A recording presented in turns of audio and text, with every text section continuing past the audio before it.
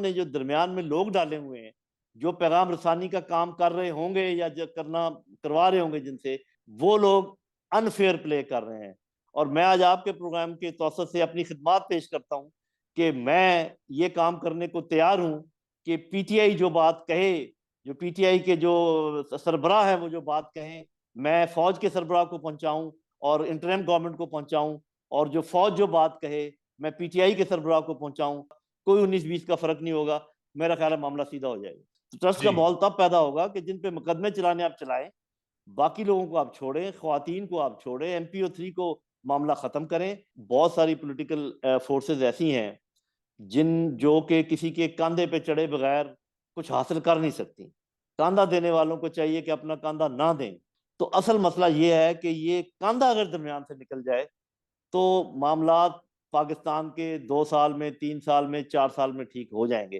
फौज nation building process में आए क्योंकि फौज बहुत बड़ी है और बहुत हाथ हमारा बटा सकती है, लेकिन वो लीड रोल में ना हो, वो पीछे और कोई डिक्टेशन ना दे, सवाए सिक्योरिटी के सिलसिले में अपनी इनपुट दे। बाकी जो फॉरेन पॉलिसी है, जो इकोनॉमिक पॉलिसी है, जो इंटीरियर पॉलिसी है, जो हुकूमत है, उनको अपनी स्वाबदीद इस्तेमाल करके करने ने। बहुत सिंपल फार्मूला है। अस्सलाम वालेकुम नाज़रीन, आप सियासत डोर पीके देख रहे हैं। सोहराब बरकत आपसे मुखातिब है। जनरल नईम खालिद लोधी साहब हमारे साथ मौजूद हैं। जनरल साहब अस्सलाम वालेकुम। जी वालेकुम सलाम वरहमतुल्लाह, बहुत शुक्रिया, थैंक यू। जनरल साहब खैरियत से हैं? ठीक हैं? जी बिल्कुल ठीक हूँ अल्लाह के करम से, अभी तक। जनरल साहब अभी तक ठीक है, तो अभी तक मुल्क के हालात कहां तक पहुंचे? जब लास्ट टाइम मैंने आपका इंटरव्यू किया था, आज से 1.5-2 महीने पहले, उसके बाद से अभी इन हालात को आप कैसे असेस करते हैं जहां पर हम पहुंच?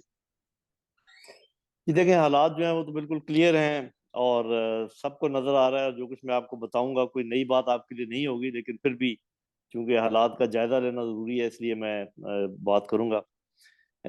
देखें, बात यह है कि ऐलान हो चुका है इलेक्शंस का 8 फरवरी का, और बड़े शद्दोमत के साथ चीफ जस्टिस ने कहा है कि कोई इसमें इस किस्म का शकूक व शुबहात पैदा ना करे, कोई भी शख्स के इसमें ऐसे ना लगे कि भी नहीं होंगे या कोई प्रॉब्लम होगा। तो उस डगर पे चीजें तो चल रही हैं, लेकिन हमें साफ नजर आ रहा है कि एक पार्टी की बहुत तेजी आई है, वो खुल के जलसे कर रहे हैं, जहां मर्जी जा रहे हैं उनके गैर, बल्कि दो पार्टी हम समझ लें। एक वो जो मियाँ साहब वाली पार्टी है, साउदर नून, और फिर जो एक नई पार्टी बनी है, दोनों अपने अपने जलसे कर रहे हैं। नई पार्टी के जलसे तो बिल्कुल फ्लॉप नजर आ रहे हैं, उसमें कोई दूसरी राय नहीं है, सभी कह रहे हैं। वो खुद अगर कहे, माने या न माने अलग बात है। अलबत्ता मुस्लिम लीग नून के जो जलसे हैं उसमें एक, आप यूँ समझे कि मुनासिब हद तक लोग आ रहे हैं। पीपल्स पार्टी शिकायत कर रही है कि उनको लेवल प्लेइंग फील्ड नहीं मिल रहा। आपस में भी उनका जो मसाइल थोड़े से या दिखाने के लिए हैं या ओरिजिनल हैं, अल्लाह बेहतर जानता है कि वो बाप बेटा में जो बातचीत हो रही है वो बुजुर्गों को कह रहे हैं साइड पर हो जाए, शायद वो यूथ की हमदर्दियां हासिल करने के लिए कह रहे हों। लेकिन साथ जो एक नई डेवलपमेंट शुरू हुई है वो है कि आपने देखा कि KPK के कुछ जिलों में PTI के लोग बाहर निकल आए हैं, जी। और तमाम तर कोशिशों के बावजूद वो कंट्रोल नहीं हो पा रहे। और उसमें आपको पता है एक वकील साहब जो हैं, वो उनको हेड कर रहे हैं, और वो बड़े जोशो खरोश के साथ बातचीत हो रही है। ये एक खतरनाक बात है। उसके अलावा जो हमें मालूम है कि जो गिलगित बल्तिस्तान के हालात हैं वो बहुत काबिल सताइश नहीं है। कश्मीर फिलहाल खामोश है जैसे भी है, लेकिन ओवरऑल जो सिक्योरिटी की सूरत हाल है वो भी इस किस्म की है कि आए दिन ऑपरेशन जारी हैं। कुछ कहीं कहीं हमें कामयाबी अब हासिल जनरल होती है। साहब, ये तो आपने हालात का जायजा लिया, 2-3 चीजें बताई। एक तो आज जो अडयाला जेल के बाहर है, बुशरा बीबी की गाड़ी के ऊपर तो 12 से 15 बंदे चढ़ दौड़ते हैं, गाड़ी के ऊपर हमलावर होते हैं और नारे लगाते हैं। अब ये जो बंदे हैं, उनकी वीडियोस जो आई हैं, जो तस्वीरें सामने आई हैं, ये सर एजेंसीज के, यानी वो कुर्रम एजेंसी का कोई बंदा है, कोई बाजोड़ का है, कोई किधर का है, ये वो लोग हैं, और ये वो लोग हैं जो इस्लामाबाद में मजदूरी करने के लिए आए थे। ये समझ नहीं आई कि ये अडयाला जेल के सामने कैसे पहुंचते हैं, ये किस तरह से वहां पर जाकर नारे लगाते हैं, ये क्या माहौल है और ये क्या साइंस ये देखें, ये जो अलीम खान साहब की पार्टी है उसमें जो लोग बैठे थे, जब उनका इंटरव्यू किया तो आपने देखा उन्होंने क्या जवाब दिया। है? उन्होंने जी। कहा कि आए हम इधर है, वोट हमारा उधर। जिसका ये मतलब है कि पाकिस्तान में गुर्बत का वो आलम है कि आप किसी को भी 500 रुपया पकड़ा दें, 1000 रुपया पकड़ा दें, और उससे कुछ भी करवा लें। तो ये जो बंदे, 12 बंदों का या 15 बंदों का आ जाना और हमला करना, ये कोई पाकिस्तान के तनाजर में कोई ऐसी बात नहीं है जिस पर आपको अचंभा हो, और इसमें कोई ज्यादा तहकीक की जरूरत भी नहीं है कि ये किसने किया होगा। वो चीजें जो है ना बिल्कुल सामने। एक चीज जिसका मैं जिक्र करना चाहूंगा कि एक जो मैंने इखलाकी गिरावट देखी है ये पिछले दिनों में, कि देखें जो पॉलिटिक्स में एक दूसरे की मुखालफत होती है, लेकिन ऐसा मैंने कभी नहीं देखा कि आप इस हद तक गिर जाएं कि आप लोगों के घरों की बातें करने लगे, उनकी बेगमात की बातें करने लगे, उनके निकाह की बातें करने लगे। और जब निकाह की बुनियाद पर आप मुकदमे कायम करना शुरू करते हैं, इसका ये मतलब है कि बाकी मुकदमों में फिर कोई दम नहीं। अगर बाकी मुकदमों में कोई मटीरियलिस्टिक कोई मटीरियल होता तो आपको इस जी। कदर मतलब ये गिरी हुई हरकत करने की जरूरत नहीं थी। तो मैं हैरान हूँ इंटरम हुकूमत पर भी, और कि अभी तक जितने लोग MPO 3 के तहत पकड़े हुए हैं किसी को छोड़ा नहीं है, जिसमें ख्वातीन भी शामिल हैं। तो एक चीज जो है इसका मुझे मतलब मैं चूंकि आपके पॉजिटिव बात कभी ना कभी कर दिया करता हूँ, वो कभी दुरुस्त होती है कभी नहीं भी होती। अभी भी मैं आपको बताऊं कि इस किस्म का एक मुझे कम से कम इशारा मिला है जिसमें कुछ ऐसा इंडिया दिया गया है कि अगर ये बात मान ली जाए तो ये बात हम मान लेंगे। और वो जो बात मनवाने का कह रहे हैं, और ये साहब जरा मैं इंटरम हुकूमत की बात कर रहा हूँ, उनकी तरफ से पैगाम जा रहे होंगे या जो भी है, यही कहा जा रहा है कि आप 9 मई के वाकयात की मजम्मत कर दें। तो 9 मई के वाकयात की मजम्मत तो इमरान खान साहब कर चुके हैं। उन्होंने कहा जिसने भी ये जलाओ घेराव किया है, जिसने भी ये आग लगाई है, इस किस्म के काम की, हम उसकी शदीद मजम्मत करते हैं। और उन्होंने तो यहाँ तक कहा कि फौज हमारी है, और ये भी उन्होंने कहा, मुझे याद है, कि मैं खत्म हो जाऊं मुझे परवाह नहीं, हमारी फौज को कायम रहना फौज, चाहिए। उन्होंने कहा मुल्क चल ही नहीं सकता बगैर फौज के, जी मजबूत मुल्क को मुल्क की फौज ही बिल्कुल। बनाती है। लेकिन तो सर दूसरा ये क्या है कि जी ये बात आप कर दें तो वो क्या करें? जी देखें, ये बात वो फिर ये है कि फिर वो आगे उनको ये जब नजर आ गया है, मेरा ख्याल है कि जो कुछ KPK में हो रहा है और जितने भी सर्वे हो रहे हैं उसमें जी। ये मामला सेटल हो नहीं रहा। जिस तरीके से नई पार्टियां बनाई, जोड़ तोड़ तमाम तर करने के बावजूद ये मुमकिन नहीं है कि आप बिल्कुल एक पार्टी को खत्म कर दें, इसके इम्कानात नजर नहीं आ रहे। तो शायद थोड़ा सा रिकंसाइल करें वो। और मुझे अब ऐसे नजर आ रहा है कि देखें, मेरा अपना असेसमेंट है, मैं गलत हो सकता हूँ, KPK में तो आप PTI को रोक नहीं पाएंगे। वो हुकूमत उन्हीं की बनेगी अगर इंतखाबात में PTI को हिस्सा लेने की इजाजत हुई।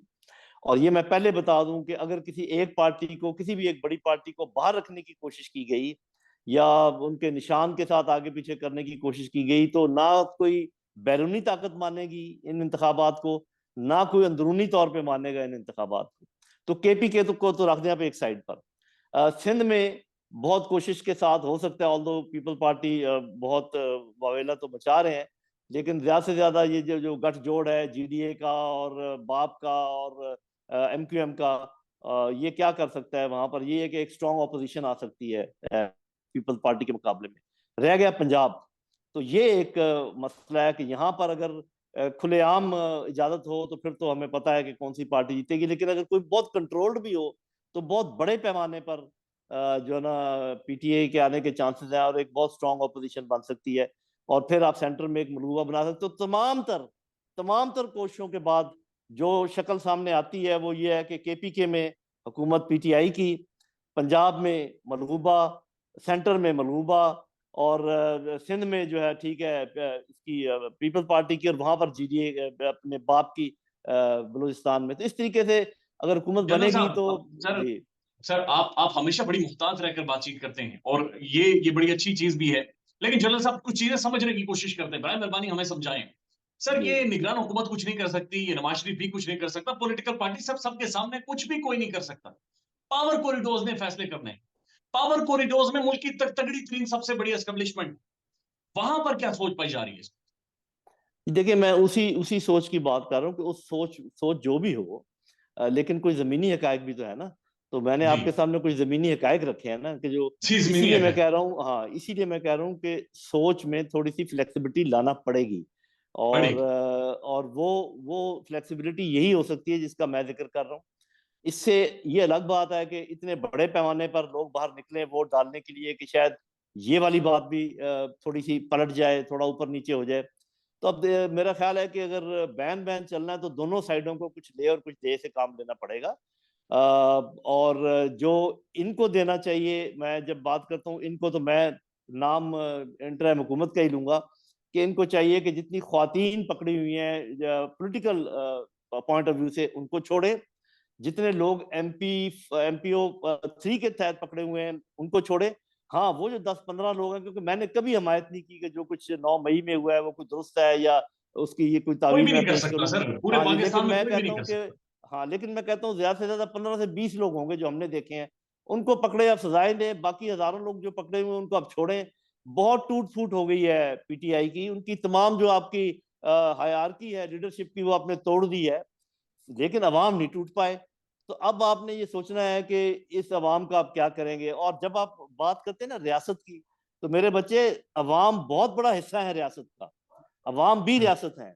तो अगर रियासत को ओवरऑल इंटैक्ट रखना है और आपस में कोई क्लैश नहीं होना, और ये बहुत जरूरी है कि फौज और अवाम जुड़ के रहें, ये मैं हमेशा कहता हूँ, हमेशा कहता रहूंगा। और इसके लिए जरूरी है कि जो जख्म है उनको मुंतमिल किया जाए, और जख्म मुंतमिल करने के लिए जरूरी है, जैसे मैंने कहा, जिन लोगों को पकड़ा हुआ है उनको छोड़े, मुकदमे जरूर चलाएं जिनके आपके पास हैं, आपके पास सबूत है। उसके बाद जो लोग चाह रहे हैं उसको कम अज कम आने दें। उसको, जैसे मैं कह रहा हूँ कि कम से कम कुछ जगहों पर तो आप रोक नहीं पाएंगे, जहां रोक पाएंगे कुछ तरीके से रोकें, किसी हद तक रोक लें, उससे ज्यादा ना रोकें, क्योंकि आप नहीं रोक सकेंगे। और जनरल जो साहब एक एक आखिरी बात, एक एक बात मैं और जी कहना चाहूंगा, मीडिया पर पाबंदी खत्म करें, आपको बहुत फायदा होगा। ये मेरी बात आप नोट कर लें। जो लोग ये समझ रहे हैं कि मीडिया पर पाबंदी लगाकर उनको फायदा हो रहा है, खुदा रहा उनको नुकसान हो रहा है। और अगर मीडिया पर पाबंदी हट जाए, लोगों को बात करने दें अपनी, बहुत फायदा होगा मुल्क को, कौम को और सबको। जनरल साहब, यहां पर एक बात करनी बड़ी जरूरी है। हमने ये देखा कि सर, फौज के खिलाफ भी जो प्रोपेगेंडा हुआ है, उसके अंदर भी जो शरपसंद है, उन्होंने जो अकाउंट्स इस्तेमाल किए हैं सोशल मीडिया के, वहां पर तहरीक इंसाफ का झंडा, ये इमरान खान का झंडा लगा हुआ। आपको याद होगा पिछले दिनों अब पाकिस्तान के जो आर्मी चीफ हैं उनके बारे में कहा गया कि वो एक जनाब शीशे के पीछे खड़े हैं। हालांकि आपको पता है इस फौज को बुलेट प्रूफ शीशे की जरूरत नहीं है। तो जी, बदकिस्मती यह है कि जो शरपसंद है उसके लिए रास्ता इतना खुल गया है, वो इमरान खान का झंडा लगाता है, PTI का झंडा लगाता है, तहरीक इंसाफ का अकाउंट बनाता है, और उसके बाद यहां पर पाकिस्तान का मीडिया, पाकिस्तान में मिलियन में जो फॉलोअर्स हैं, वो उसे फैलाना शुरू कर देते। ये बिल्कुल ठीक है। जहां पर वो चीफ बैठे हुए थे वो जगह मैंने बहुत दफा देखी हुई है, आपसे दुरुस्त कह रहे हैं, वहाँ कोई शीशा विशा नहीं लगा हुआ था। जी उसके अलावा आपने देखा कि बाहर से कुछ लोग बैठ के प्रोपोगंडा कर रहे थे, जिसमें कोई रिटायर्ड ऑफिसर्स भी थे या एक्स ऑफिसर्स थे पाकिस्तान आर्मी के। मैं हमेशा ये कहा करता हूँ कि आप किसी भी इंस्टीट्यूशन की पॉलिसी से तो कर सकते जी हैं ना तफाकी के, जी उनको ऐसा नहीं करना चाहिए। देखें, हम जब जजेस अपने फैसले देते हैं, कितने कितने सुपीरियर जजेस हैं, हम बात करते हैं कि ये फैसला ठीक नहीं है, लेकिन हमने कभी किसी जज का नाम लेकर हमें ये कहने का हक नहीं है कि फलाना जज ये है, उसने ये किया है, वो किया है। ऐसा ही इसी तरीके से ऐसा मैं ही। कहता हूँ कि जो इंस्टीट्यूशन हैं पाकिस्तान के, उनकी पॉलिसी पे आप भले कोई बात करें, लेकिन जिस तरीके से ये कुछ लोग बाहर बैठ के रेड लाइंस क्रॉस कर रहे थे, कोई बगावत उकसाने की कोशिश कर रहे थे या किसी इंस्टीट्यूशन को तोड़ने की कोशिश कर रहे थे, वो तो किसी सूरत में पाकिस्तान के हक में नहीं है, और ना ऐसा किसी को करने की इजाजत होनी चाहिए, ना कोशिश होनी चाहिए। मैं समझता हूँ उनको बिल्कुल दुरुस्त सजाएं मिली है। लेकिन ये आप ठीक कह रहे हैं कि झंडा कहीं लगाकर PTI का जो किया जाता है, तो ये इनके समझने की बात है ना। इसको फॉल्स फ्लैग इसी को तो कहते हैं कि करे कोई और भरे कोई और। तो भरे कोई हो। ये जी, ये देखने की बात है कि जो लोग हैं पाकिस्तान के, वो कैसे पाकिस्तानी फौज के खिलाफ हो सकते हैं, वो कैसे इनके साथ खड़े नहीं होंगे। सिर्फ ये है कि अगर इनकी किसी पॉलिसी से उनको इतराज है या इतफाक नहीं है, तो उसको कंसिडर करने में कोई हर्ज नहीं है। जनरल साहब, ये जाहिर है PTI के जो उमर अयूब साहब है, उन्होंने ट्वीट भी किया है। उन्होंने कहा कल जो खान साहब को जुडिशियल कॉम्प्लेक्स में पेश करना है, अभी पता नहीं है पेश करेंगे या नहीं करेंगे, लेकिन उस दौरान कोई फॉल्स फ्लैग ऑपरेशन हो सकता है।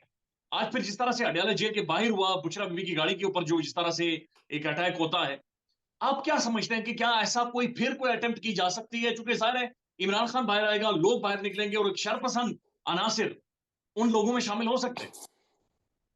देखिए, शर पसंद अनासर तो कहीं भी शामिल हो सकते हैं, वो अवाम के अंदर बैठे हुए, तो इसीलिए तो यही तो मुश्किल होती है। जैसे फौज के लिए एक लड़ाई बहुत आसान है कि दुश्मन आपको नजर आ रहा हो और आप उसके, आपका हदफ मौजूद हो, आप उसके ऊपर हमला कर दें, उसको नीस्त नाबूद कर दें।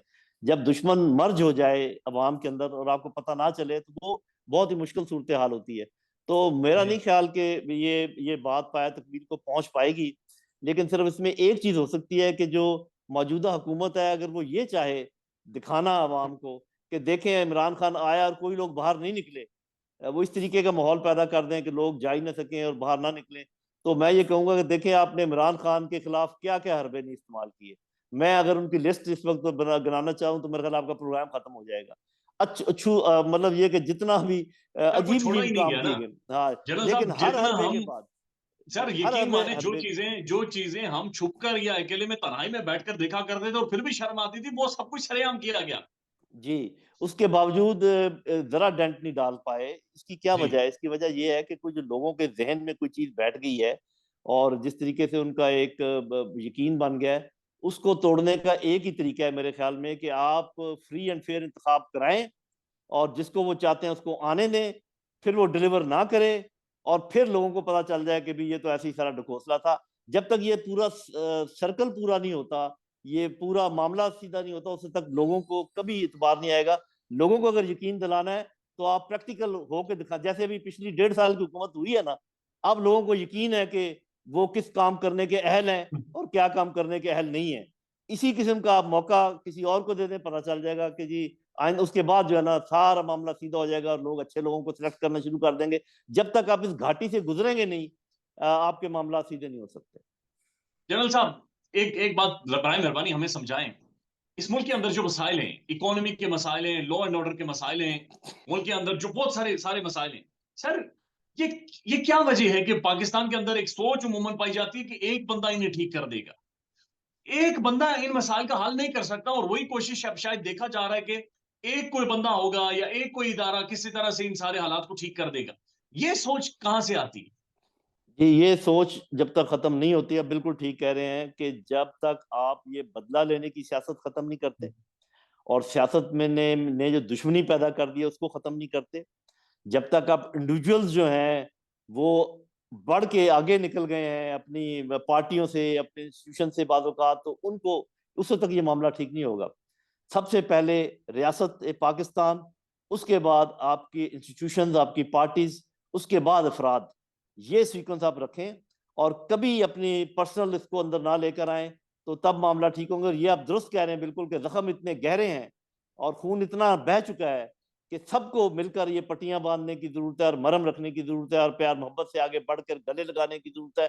और वक्त भागा चला जा रहा है, और दुश्मन खड़ा इंतजार में अपने दांत पीस रहा है, दांत तेज कर रहा है।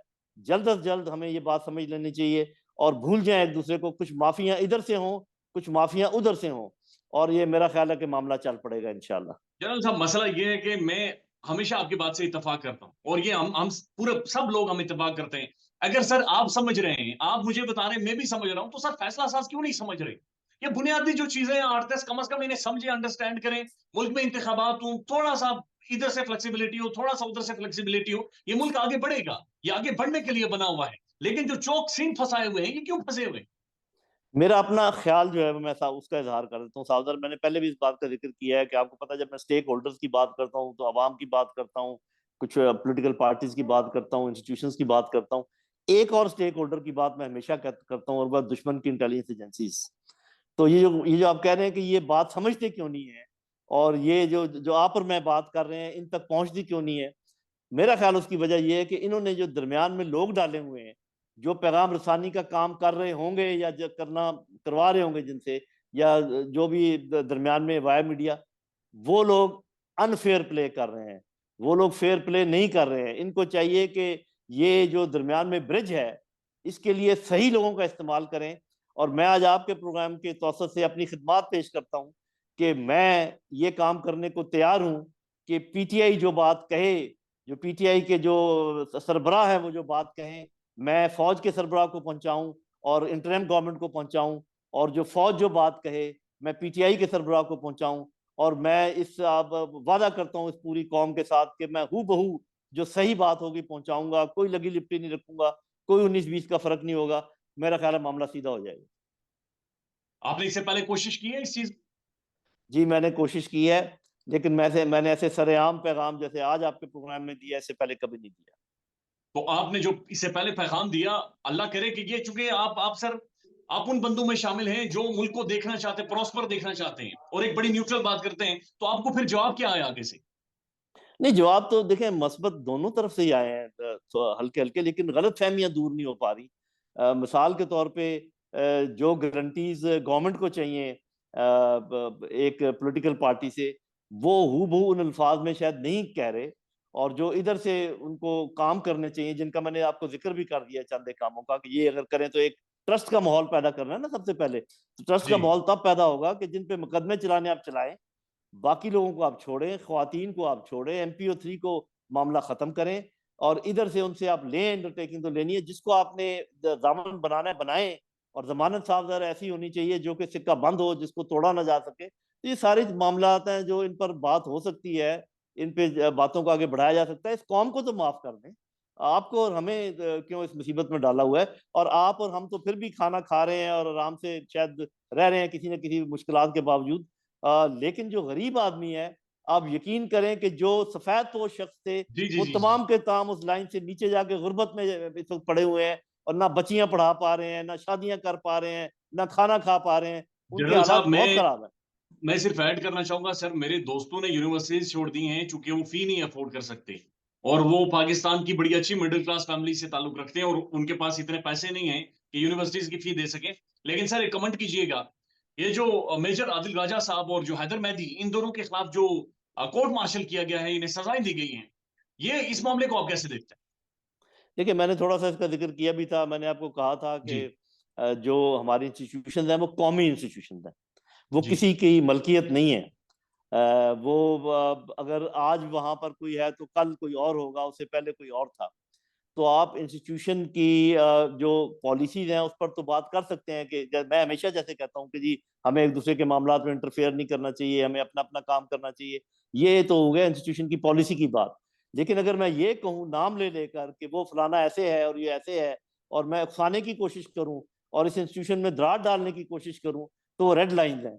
तो इन दोनों साहिबान ने ये काम किया है जो किसी भी सूरत में काबिल इस्ताइश भी नहीं है, बल्कि काबिल मजम्मत है।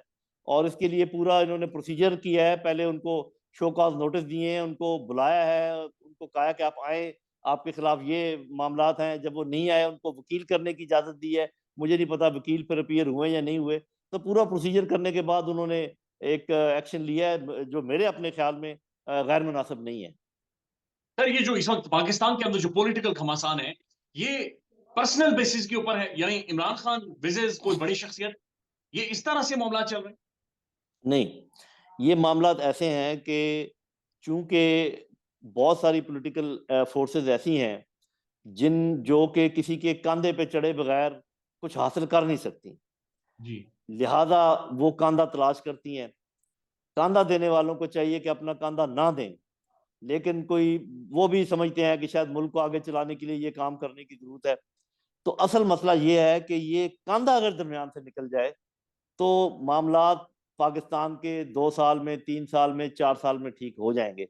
जैसे फौज ने ये फैसला किया है कि वो मावनत करेगी गवर्नमेंट की, जैसे वो मुख्तलिफ प्रोजेक्ट्स में उनकी मावनत करने की कोशिश कर रही है, ये बिल्कुल दुरुस्त फैसला है। नेशन बिल्डिंग में फौज को आना चाहिए, लेकिन लीड जो है वो सियासी पार्टी जिसको पूरी ताईद हासिल हो अवाम की, उनको लेनी चाहिए। तब जाके ये पूरा मामला ठीक होता है कि पार्टी पावर में वो आए जो अवाम जिसकी ताईद कर रहे हो, ना कि कोई और उसकी ताईद कुनंदा हो। ये एक आप चीज ठीक कर लें।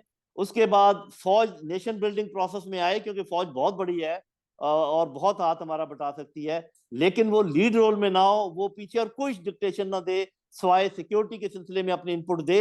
बाकी जो फॉरेन पॉलिसी है, जो इकोनॉमिक पॉलिसी है, जो इंटीरियर पॉलिसी है, जो हुकूमत है, उनको अपनी स्वाबदीद इस्तेमाल करके करने ने। बहुत सिंपल फार्मूला है, bring a government with the help of people and then support that government. General साहब, आखिरी आखिरी दो सवाल, थोड़ा सा आपसे तारीफ के बारे में भी जानना चाहेंगे। बराए मेहरबानी ये बताएं कि सर, ये मियां नवाज शरीफ साहब के हवाले से एक वीडियो बहुत सारी मुख्तलिफ वायरल है, जहां पर ये बताया जा रहा है कि जब मुशर्रफ के दौर में वो यहाँ से गए थे, तो बाकायदा से अमारकन उसके अंदर इन्वॉल्वमेंट हुई थी और एक बैनुल अक़वामी एस्टेब्लिशमेंट ने एक डील स्ट्रक की थी उसके बाद वो मुल्क से बाहर निकलने में। तो वो सारा सर क्या मामला था उस वक्त, आप जाहिर है एक अहम पोजीशन पर भी थे।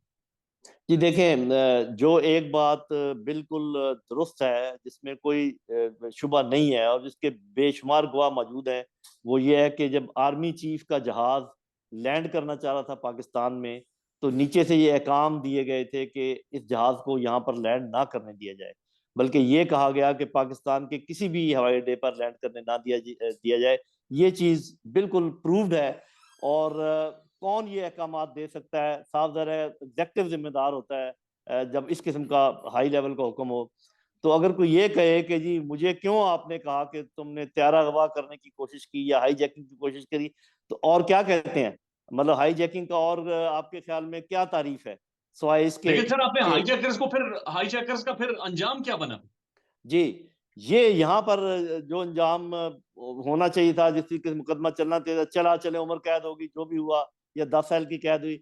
उसके बाद ये जो प्रॉब्लम अभी आपने कहा है, ये हमारी मुसीबत है, ये हमारी बुनियादी प्रॉब्लम है कि हम अपनी बाद कमजोरियों की वजह से, और वो ज्यादातर कमजोरियां शख्सी कमजोरियां हैं, वो कौम की कमजोरियां कम और शख्सियात की कमजोरियां ज्यादा हैं, जिसकी बिना पर बाहर के लोग आपको काबू कर लेते हैं, आपको कंट्रोल कर लेते हैं और आपसे वो फैसले करवा लेते हैं जो कि आपको नहीं करने चाहिए।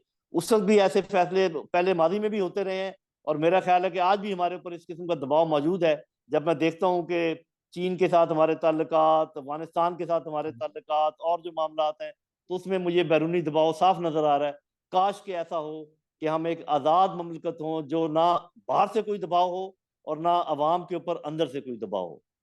लेकिन सर उस वक्त तो बड़े हमारे जो ऊपर थे, रहनुमा थे, वो तो बड़े तगड़े मुक्का दिखाते थे, वो तो बड़े बहादुर थे। तो फिर उनकी क्या कमजोरियां थी कि वो भी बैनुल अक़वामी एस्टेब्लिशमेंट के सामने मान के बात? देखिए, इसकी इसके मैं एक ही जवाब दिया करता हूँ, और वो मैं दोहरा देता हूँ। आपके प्रोग्राम में मैंने पहले भी बहुत दफ़ा कहा है कि ये फौज इसी माशरे का हिस्सा है। इस फौज में उतनी ही बुराई और अच्छाई होगी जितनी कि माशरे में है। इससे ज्यादा मैं कुछ नहीं कहूंगा। पाकिस्तान में इस वक्त सबसे बड़ा मसला बोलने का है। पाकिस्तान में बोलने नहीं दिया जाता, जुबानें खींच ली जाती हैं, डर है, खौफ है, टेरर है। पाकिस्तान का मीडिया मुकम्मल तौर पर कंट्रोल्ड है, वेल मैनेज्ड है, एक मैसिव सेंसरशिप है। इसी तरह का दबाव पाकिस्तान में सियासतदोर भी फेस कर रहा है, जिसे पाकिस्तान भर में गुज़श्ता कई महीनों से मावरा आइन, मावरा कवानीन मुकम्मल तौर पर बंद कर दिया गया है, मुकम्मल तौर पर बैन कर दिया गया है। सियासतदोर की नशरियात को लिमिटेड करके पाकिस्तान में छोड़ दिया गया है। तमाम तर कानूनी मुआवजे के ऊपर आवाज उठाई गई, दस्तक दी गई, लेकिन हर तरफ से खामोशी है, सन्नाटा है, कहीं पर कोई सुनवाई नहीं है, कोई सुनने को तैयार नहीं है। लेकिन इसका हल क्या है? क्या खामोश हो जाएं? क्या सवाल ना करें? क्या मालूमात आप तक ना पहुंचाएं? क्या इंफॉर्मेशन आप तक ना पहुंचाएं? मालूमात भी पहुंचेगी, इंफॉर्मेशन भी पहुंचेगी, सवालात भी उठेंगे, लेकिन अब आपने रोल प्ले करना है, आपने अपना किरदार अदा करना है। और छोटा सा एक प्रोसीजर है, प्रोसेस है, उसके बाद आप अपना किरदार अदा करें और हमारी मदद करें। पहले आपने यह करना है कि हमारे यूट्यूब चैनल को सब्सक्राइब करना है, उसके बाद ज्वाइन के बटन के ऊपर जाना है, क्लिक करके हमारा मेंबर बनना है। या फिर दूसरा ऑप्शन यह है कि आपने वीडियो की डिस्क्रिप्शन में जाना है, वहां पर पैट्रियन का लिंक मौजूद होगा, उस लिंक के ऊपर क्लिक करें और हमें सपोर्ट करें, हमारा हिस्सा बने, हमारी ताकत बने। ख्याल रखिएगा। अल्लाह हाफिज।